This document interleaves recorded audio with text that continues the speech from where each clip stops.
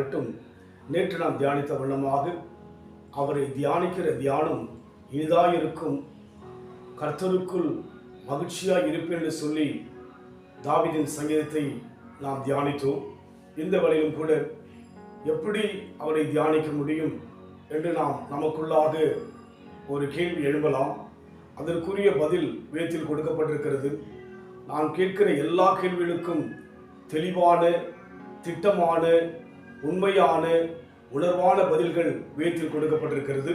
இந்த வழியிலும் கூட சங்கீத புத்தகம் 1 சங்கீதம் 2 வசனம், கர்த்தருடைய வேதத்தில் பிரியமாயிருந்து இரவும் பகலும் அவருடைய வேதத்தில் தியானமாயிருக்கிற மனுஷன் பாக்கியவான் என்று சொல்லி பார்க்கிறோம். தேவனை எங்கே பார்க்க முடியும்? வேதம் சொல்கிறது, அவர் காணக்கூடாதவரும் கண்டிராதவரும் ஒருவரும் சேரக்கூடாத ஒளியிலே வாசம் பண்ணுகிறார் என்று சொல்லி வேதம் விளக்கமாக சொல்கிறபடினாலே இன்றைக்கு காண்கிறோம் என்று சொன்னால் அது வேதத்துக்கு புறம்பான ஒரு காரியமாக இருக்கிறது. வேதம் முழுமையாக தேவனை பார்க்க முடியும், நேரடியாக அவரை பார்க்க முடியாது. 2000 ஆண்டுகளுக்கு முன்பாக நம்மை சந்திப்பதற்காக இயேசு கிறிஸ்து மனுஷனாய் வந்தார். அதனால் இன்றைக்கு அவரை காணக்கூடாது.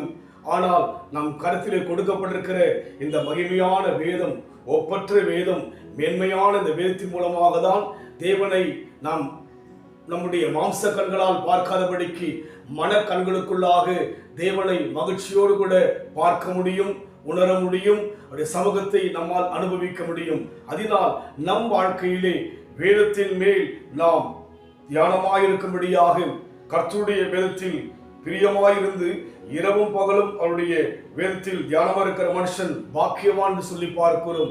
நாம் தேவனை சிந்தித்து கொண்டே இருக்க வேண்டும் என்று சொன்னால் வேதத்தில் இருக்கிற ஒவ்வொரு வார்த்தைகளை நாம் தியானிக்கின்ற பொழுது அது நமக்கு ஆசீர்வாதத்தை கொடுப்பது மாத்திரமல்ல, நம் வாழ்க்கையில் எல்லா வழிகளையும் வாய்க்க செய்கிறதா இருக்கிறது. அதனால் வேதம் என்பது எல்லாவற்றை விட பிரியமுள்ளதாக இருக்க வேண்டும். ஆம், பொன்னிலும் இது பசு பொன் என்று சொல்லப்படுகிறது, தேனிலும் இது தெளித்தென்று சொல்லப்படுகிறபடினாலே பிரியத்தோடு கூட வசனங்களை தியானிக்கின்ற பொழுது நம் வாழ்க்கை ஆசீர்வதிக்கப்படும். நம் மூலமாக அநேகர் ஆசீர்வதிக்கப்படுவார்கள்.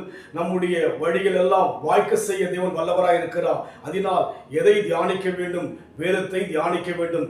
கரத்திலே நம்முடைய குடும்பத்தில் வைக்கப்பட்டிருக்கிற இந்த வேதமானது தியானிப்பதற்காக, யோசிப்பதற்காக, அவரை சிந்திப்பதற்காக நம் வாழ்க்கையிலே அநேக காரியங்களை யோசிக்கின்றோம், சிந்திக்கின்றோம். அதற்காக எவ்வளவு காரியங்களுக்காக பிரயாசப்படுகின்றோம்.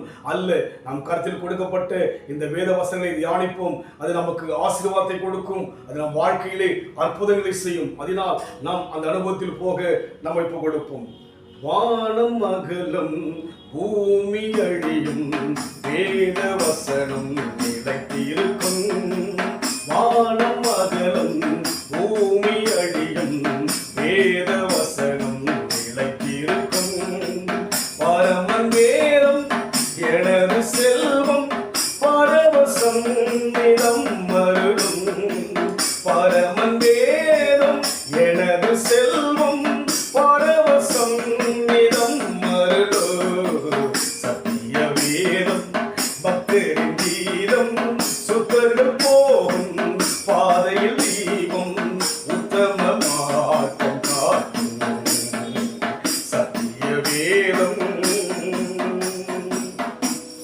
கர்த்தருடைய வேதம், சத்திய வேதம், அது நம் வாழ்க்கையிலே நித்தியத்திலேயும் சத்தியத்திலேயும் உத்தமத்திலேயும் நியாயத்திலேயும் நீதியிலும் நடத்தும் என்று சொல்லி பார்க்கிறோம்.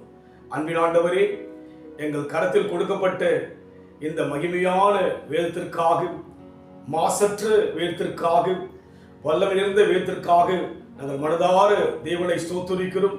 எங்கள் வாழ்க்கையிலே இது கொடுத்த இந்த பொக்கிஷத்தை ஒவ்வொரு நாளும் நாங்கள் பயன்படுத்த, ஒவ்வொரு நாளும் நாங்கள் ஆண்டவரே பிரியத்தோடு ஆண்டவரே இதை தியானித்து எங்கள் வாழ்க்கையிலே உங்கள் அன்பை, உங்கள் கிருபையை, உங்களுடைய வல்லமை அனுபவிக்கும்படியாக எங்கள் யாவருக்கும் உதவி செய்வீராக. பொறுப்படுத்திக் கொள்ளுங்கள். இயேசுவின் நாமத்தில் பிதாவே, ஆமென். கர்த்தர் ஆசீர்வதிப்பாராக.